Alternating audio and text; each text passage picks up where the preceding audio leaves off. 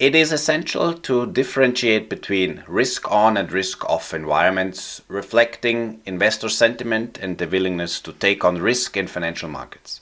Several indicators help identify these environments, particularly in the context of equities and bonds, where capital flows between risky assets, for example stocks, and safe haven assets, for example government bonds, play a critical role. What are indicators signaling risk-on or risk-off market environment? In risk-on scenarios, rising stock indices such as the S&P 500, the Nasdaq or the Russell 2000 signal increased risk appetite. Outperformance of cyclical sectors, including consumer discretionary, real estate, financials and industrials, is prevalent. In risk-off scenarios, we can observe declining stock indices or high volatility in equities, especially by sharp sell-offs in high beta stocks, meaning the ones with higher volatility, for example technology stocks or cyclicals. Outperformance of defensive sectors is observed, for example utilities, consumer staples and healthcare. What about bond yields as an indicator? In risk-on scenarios, yields on government bonds, particularly long-term treasuries, tend to rise as bond prices fall due to reduced demand for safe haven assets.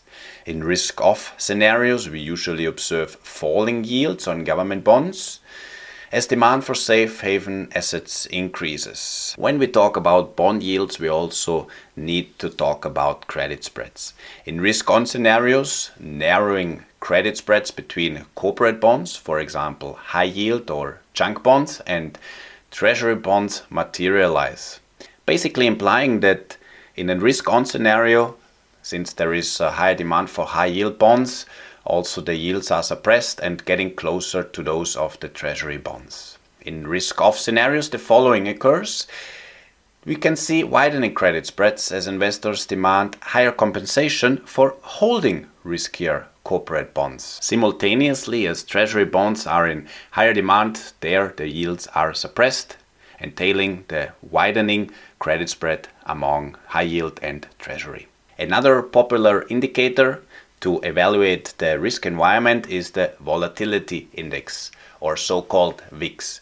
The VIX, also known as the fear gauge, measures the market's expectations of near-term, basically 30 days volatility based on the S&P 500 option prices. A higher VIX indicates increased uncertainty and potential market turbulence, often rising during market downturns, while a lower VIX suggests stability and investor confidence. Traders and investors use the VIX to hedge also portfolios. Accordingly, in risk-on scenarios, lower declining levels of the VIX reflect investor confidence and a stable market outlook. Another indicator similar to the VIX is the put-call ratio. It compares the number of put options traded to call options on the S&P 500. How can we interpret it? A high ratio signals bearish sentiment, risk off, and a low ratio reflects bullish sentiment or risk on. What about commodity prices as an indicator? In risk-on scenarios, we experience rising prices for growth-sensitive commodities like copper, which is a leading indicator for industrial activity, as well as, of course, crude oil, signaling the economic optimism if rising. In risk-off scenarios, we observe declines in growth-sensitive commodities like copper and oil, signaling reduced economic activity. On the contrary, we usually observe rising gold prices as a safe haven commodity reflecting investor fear.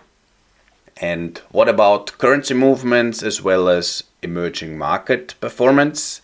In risk-on scenarios, the weakening of the US dollar materializes as investors seek high returns in emerging markets or riskier assets denominated in other currencies. In risk-off scenarios, the strengthening of the US dollar is commonly at play due to its safe haven status in times of global risk aversion. For example, depreciation of risk-sensitive currencies like the Australian dollar or other emerging market currencies. In line with that, in risk-on scenarios, the rising performance of emerging market stocks and bonds reflects risk-taking, as these markets are more volatile and sensitive to global growth.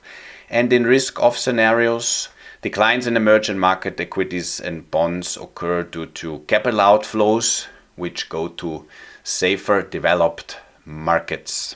To conclude, their interplay between these indicators provides a comprehensive picture of market sentiment, allowing investors to determine whether the environment favors risk or risk aversion.